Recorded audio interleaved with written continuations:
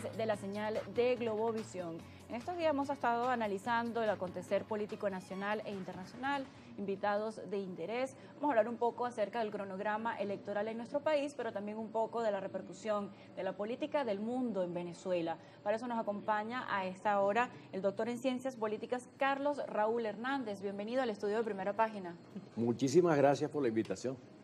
Bien, bienvenido de inmediato. Vamos a empezar un poco colocando la mirada en esas noticias alrededor del mundo que, a pesar de que hay una gran distancia geográfica, terminan teniendo repercusión en los temas políticos venezolanos. Tenemos a un presidente, Donald Trump, que el día 20 de enero inició de una vez con mandatos, órdenes, ejecuciones, políticas migratorias. Al parecer no ha tenido ni siquiera una hora de descanso del 20 de enero a lo que va de este 14 de febrero y pareciera estar haciendo negociaciones con todos los continentes y con todos los países, con todos los que pueden, todos los que tiene al alcance. Bueno, y atropella a todos los que puede también. Hablemos un poco de estas nuevas políticas. Bueno, tú sabes que yo siempre he dicho que el problema de los Estados Unidos con Trump es que es un país altamente desarrollado con un presidente tercermundista. Y eso lo estamos viendo en este nuevo periodo en el que Trump viene envalentonado de su primera experiencia, su derrota, su extraordinaria recuperación que nadie la suponía. Bueno, y llega al poder además con un respaldo de votos muy alto. Entonces eso lo ha inflado y le ha hecho surgir su verdadera personalidad. Y está haciendo cosas buenas indiscutiblemente. Yo creo que en eso hay que ser objetivo. Por ejemplo, haber parado el peligro nuclear que significaba Biden. Nosotros tuvimos 4 años al borde de la guerra mundial. Bueno, él ha detenido eso y ha establecido una especie de luna de miel con Putin. Está intentando detener lo que son los conflictos armados, pero revisábamos la prensa internacional muy temprano y pareciera querer iniciar una guerra comercial. Claro, eso es otra cosa. Representa otro tipo de peligros, pero no tanto. De la magnitud. No, y para eso iba yo. Él parece ser, me quitaste la palabra de la boca, como dice. Él está cambiando el peligro de guerra o la guerra propiamente dicha por la guerra comercial. Pero además con una concepción muy equivocada, una concepción del pasado, una concepción que arruinó al mundo hasta los años 80, que es la política de aranceles, el estatismo, el intervencionismo.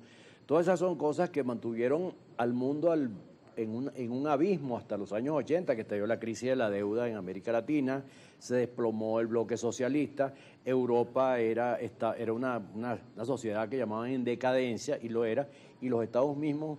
Incluso la bibliografía académica de la época, de los años 80, condenaba prácticamente a muerte a Estados Unidos como potencia. Yo recuerdo mucho un libro de Paul Kennedy, un tratado así que se llama Auge y Caída de las Grandes Potencias, donde decía que Estados Unidos no eran Estados Unidos, sino Estados Hundidos, porque habían perdido la competencia tecnológica con el Japón y la competencia militar y política, geopolítica, con la Unión Soviética. Una competencia tecnológica que el día de hoy está centrada en la inteligencia artificial, claro, con China y pero otros países. En esa época se decía que Estados Unidos estaba derrotado y que la nueva potencia eran la Unión Soviética de la época y Japón.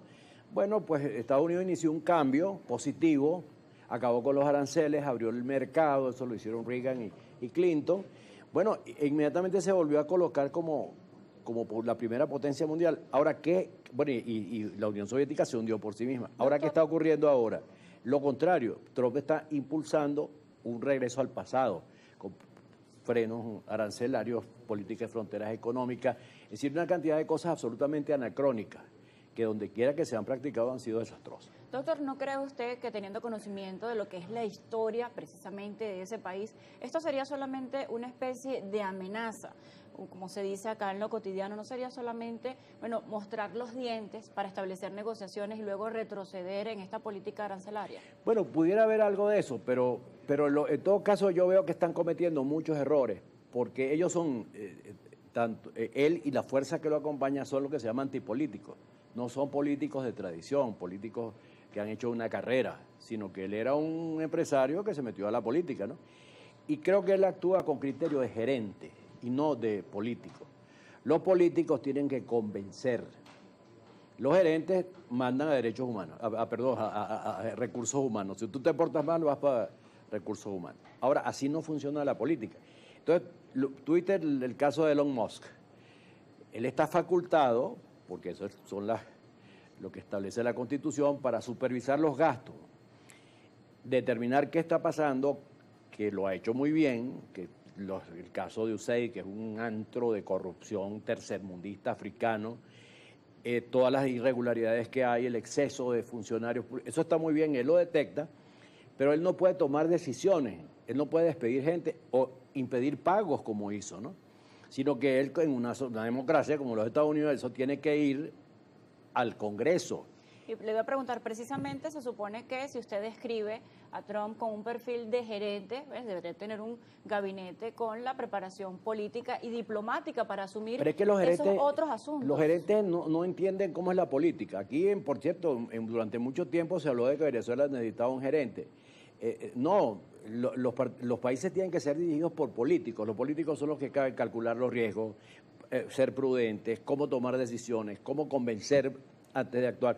Fíjate lo que te digo, Elon Musk se pasa por encima el orden constitucional americano y empieza a tomar medidas de suspensión de pago. ¿Y cuál es la respuesta? El Poder Judicial inmediatamente lo detiene, para la medida.